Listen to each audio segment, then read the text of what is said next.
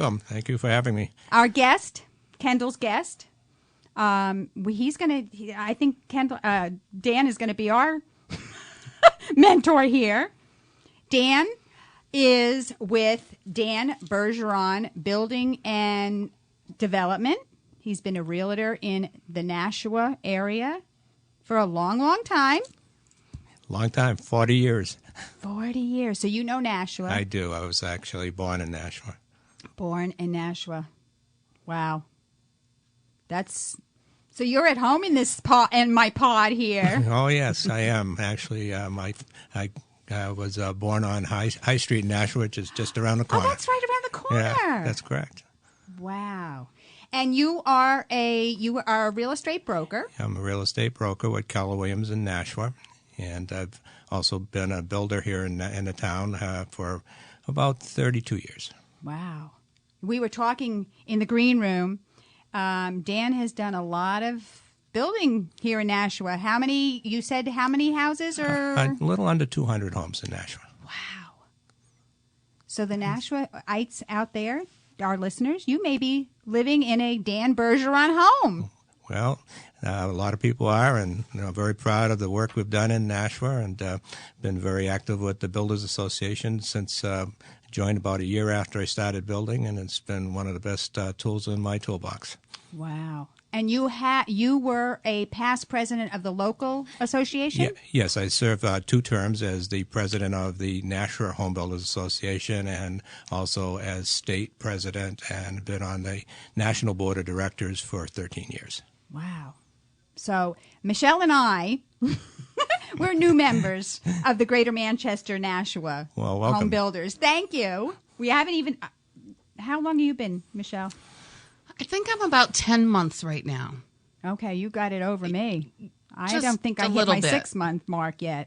Oh, yeah, then I guess I got it over you. So we're newbies, Dan. You're going to have to help us out here. Well, that's one thing great about our association. We really network with our members and help each other out, and we support our associate members, and our logo is do business with a member. Which is I'm a photographer, and I've already had quite a bit of the members. Well, that's good. Contact me, because you realtors need photography. Mm-hmm. For their listings and their projects. And builders need photography to take nice pictures of our product. That's right. That's right. And that's what I do. So it's been well worth it. I love being a member so far. I was brought in by Diane Beaton, who is, I think, listening in to us. She's supposed to be calling in, I hope. But yes, so I'm reading the Bergeron Group. You started the Bergeron Group. That's correct. You're a licensed real estate broker in New Hampshire since 1972. I wasn't even born then. All right. I was 5. You were 5. Well, I was almost graduating high school, okay? All right, so I'm the baby in here. Yes, you are. We always seem to get on the age thing when we talk here. Well, it's been a lot of fun, actually. It's amazing how things have changed in the real estate industry since 1972. Back in 1972, we were using thermal paper copiers. That's right. And we didn't have fax machines, and there was no MLS back then. So that's correct. It was definitely a different journey from 1972 to today, where we're doing everything online, paperless transactions, where we can actually now send our contracts directly to the buyers. They can electronically sign them and send it back. Matter of fact, I have 2 sales going right now where the buyer's never even seen the house. They've never been. One's in Florida and one's in Arizona, and they haven't even viewed the house yet. We did everything electronically, sending them pictures, which would be a good thing to have good pictures. And also, they relied on the expertise of home inspectors and family and friends to look at the properties, and then we electronically sent them the data. We sent them all the disclosures, the purchase and sales agreement, which they electronically signed and sent back, and hopefully they'll be here for the closing. I can't imagine buying something without actually really seeing it in person. Well, today if you have good pictures and you rely on expertise, back in '72 there were no home inspections. Now we have good quality home inspectors that can go in and make the customer feel comfortable that they've taken pictures of every detail, every factor of the home that's important to them. Their mortgage representative can give them all the details as far as the financing and make them feel comfortable. And then if they have a family member who they can trust to look at it, and good decorating ideas, we can help the customer also if it needs paint or decorating, or to line those people up so when they come here, the place looks beautiful. That's how we bought our home. Really? From New Jersey. Everything was done online. We didn't even see the place until like maybe 2 weeks before we actually purchased it. Everything was done online. We saw it online. My husband came up here because he was being transferred to Boston. It was phenomenal. I was the same. I went like, oh, how can you not sight unseen kind of thing? Mm-hmm. But today you've got videographers who give you this virtual tour. That's correct. The virtual tour is a very helpful tool in marketing these homes. Also, the interesting thing is that right now, 10 years ago, roughly about 60% of the people looking for homes would go online and look for a home. Now it's like 92%, which is a huge difference. And actually 43% of the people who actually look online actually find the house they buy online right now. So it's a big change. Back in when we started, it used to be we'd take customers out in our car, show them properties, they'd come to our office and start that way. Where now, in the last 2 years, basically, I've only had one customer actually in my car. Most all of them we'll meet at the property, or they're well educated about that property on where they want to go. Smartphones have become a really important part of our business, where a customer can drive by and scan a listing right in as they're driving by that house. Technology has just become a really important part of our business in the real estate business now. And being able to keep up to that technology is an important factor, too. So it's very important that the realtors become very educated now, because the buyers are more sophisticated in technology, and especially the younger buyers. Their time is a very, very important thing to them, and they want to be able to jump in and get that information quick, fast. In a lot of cases, if you don't respond to a buyer's text on a property within probably an hour at the most, they've moved on to the next agent to try to get that information. So very important. It's amazing, right? Wow. It is amazing. So I guess I have to apologize to my sister, who's a realtor out there, because I always say, can't you just put your phone down? Just put it down. Right. Disconnect. And she can't. Well, just think now of it. I get it. Yeah, it is. Even in our office, we have 100 salespeople in our office, and our phone system in our office is internet-based. So a lot of our agents can work from home. They can actually buy the office phone and put it in their house.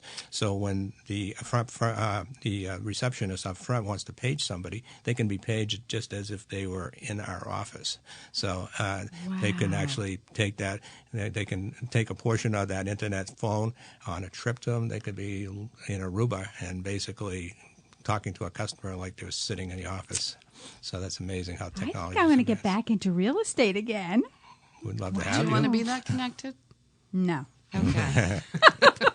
I'm at the part of my life where I'd like to disconnect a lot of stuff, but it's amazing when I think about it. I was in real estate back in New Jersey. That was in beginning of the 80s. I mean, we didn't have any of this stuff. We used to have to go to the listing, sit down with the people, do a listing, the whole thing. Now everything is done online, Yes, they can.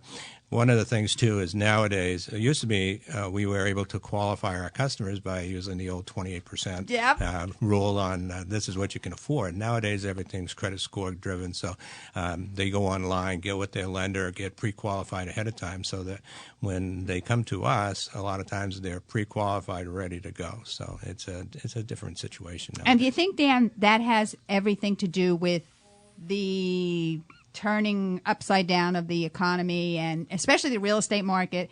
People were qualifying unqualified buyers. Do you think this is all a result? Well, I think what's happened in the financial aspect of real estate is that the lenders have much tighter restrictions nowadays, and that's a good thing. They have to be able to make sure the buyer is qualified and that the buyer can afford the property that they're purchasing. And so with tighter RESPA laws and things like that, basically the real estate market has become much more professional on how they can qualify and what a buyer goes in for. Financing is a little tighter now, but there are some good programs right now. If a person's a veteran, they can get 100% financing. If they're buying in a town that qualifies for rural housing, they also can get 100% financing. New Hampshire Housing has some grant programs that buyers can get in, so they can get in with a fairly small investment and have a nice home. Great home show. And we also have members that volunteer. They're the ones that greet you at the door and help you with directions, finding different exhibitors and so forth. So this is one of our biggest events. It takes a year to plan it and put it together. I know Dan has sat on the committee before, and I've been the past chair for a couple of years, not this year, of the volunteer coordinator, where I would reach out to all of our members and coordinate their time from Thursday before the show opens to when the show ends on Sunday afternoon, which is a big undertaking. But we typically fill all of those slots, and I know Dan has been gracious all the time to say, "Where do you need me, Di?" So Dan, why don't you talk a little bit about your perspective of the home show and how it can really benefit those that are in our construction industry? Yes, Diane. Yeah, I've actually been 30 years and I haven't missed a home show. So it's a tremendous opportunity for people to come and see all the building materials and stuff that our members and vendors that work with us display. And it's just a tremendous opportunity. What's great is that this show also helps raise money to help our members to continue their education benefits of the programs that we run in our association and all the great stuff that the Home Builders Association does for housing in New Hampshire. If you're out there and you've never been to one of our home shows, you should. It's the largest and the oldest show in New Hampshire, and it's basically an opportunity to be able to see some of these things and touch them and talk to people who are experts in their field. Absolutely. And if you want to see, we also have, I believe, Dan, we have the ribbon cutting on Friday, which the show opens Friday at 1 o'clock, and usually our ribbon cutting is around 4:30. We do have dignitaries that have been invited. I know the governor has been invited and the mayor of Manchester, as well as our United States senators and our congresswomen. So it's a great opportunity to be able to see them and talk with them. Also thank our sponsors. We can't do it with just, the gate alone. We do have sponsors that graciously step to the plate and help us put on this event. It's just it's an opportunity also to network with other members and get to know them. This is like a big networking opportunity, as I like to see it. And there are times where you don't see some members you only see them at the home show because they belong to the different locals that we have. We have 9 different locals throughout our state association, and you can well imagine you can't get to see all of them, although Dan has done that from time to time. Yeah. Well, actually, Diane, I'll be at the Home Builders Association booth this year on Friday, Saturday, and Sunday. And so if anybody wants to come by and has any questions about our association and on all the good things we do or how it can benefit their business by being a part of the member, I'll be there to answer any questions that they have. Absolutely. And, folks that are listening in, and if you're part of the construction industry, meaning that you're a painter or a roofer or a plumber or an electrician, this home show is a great opportunity for you to exhibit your services to the home buyers that are looking. We saw a great change, I'd say, last year and the year before. We saw a change in foot traffic that actually was coming through the show, that people actually were looking to do remodeling projects. They were looking to build homes. They were looking for perhaps a custom builder that would have the time to be able to put a home together for them on their property. And they were also looking for a builder similar to Dan that could help them find someone or land and everything to be able to build that dream home for them.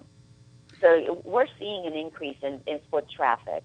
Well, you know what? I have a question for both you and Diane.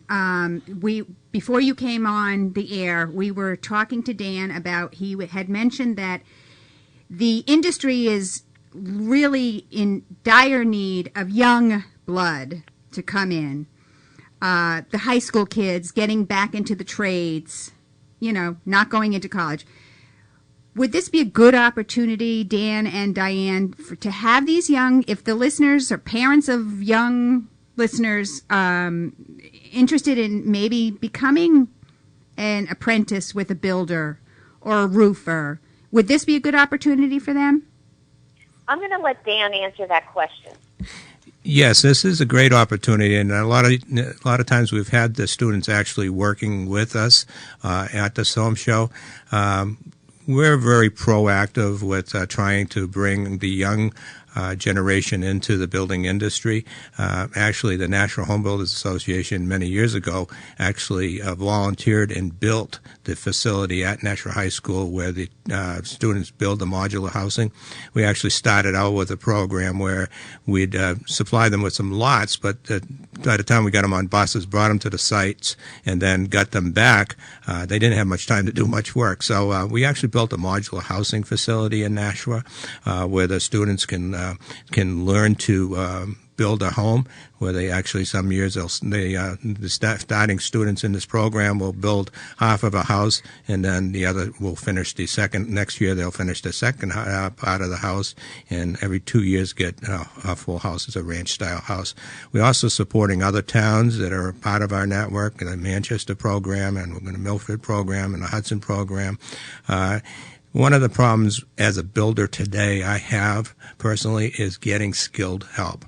What happened when the economy went downwards, a lot of the people that were in the business left the business or moved out of the area, and now trying to get skilled electricians, plumbers out there is a problem. And I look at some of the people that I use are second generation in the business, but some of the other subs that I need, there's no opening. So it's very important. These young students can make a lot of money as an electrician or a plumber, and it's important that we build that generation and bring them forward, and they also have the technology background to be able to build the new construction that we need for the future. So it's very, very important, and part of our business is to keep the student chapters going.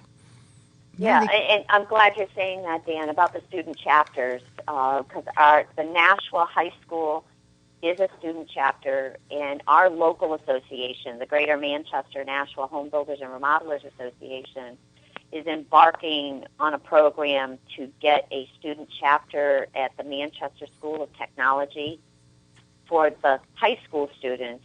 But also, we have been working with the Manchester Technical College and the New Hampshire Technical College network to see if we can get some of the college students to have some student chapters where we can see the younger folks that like working with their hands and like construction, and see that there's a progression opportunities for them.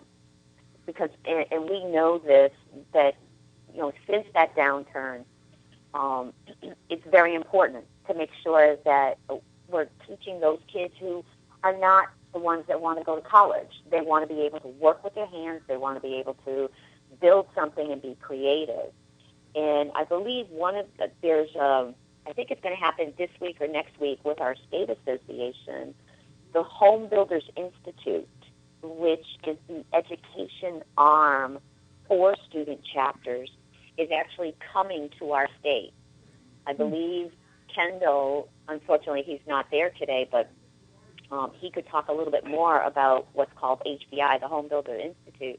And this is where they create programs specifically for the younger students, the ones that are in high school and college, that they can also earn certifications so that they're seeing that connection between what they're learning in the classroom, what they're learning in the learning lab, and then out in the real world, so to speak.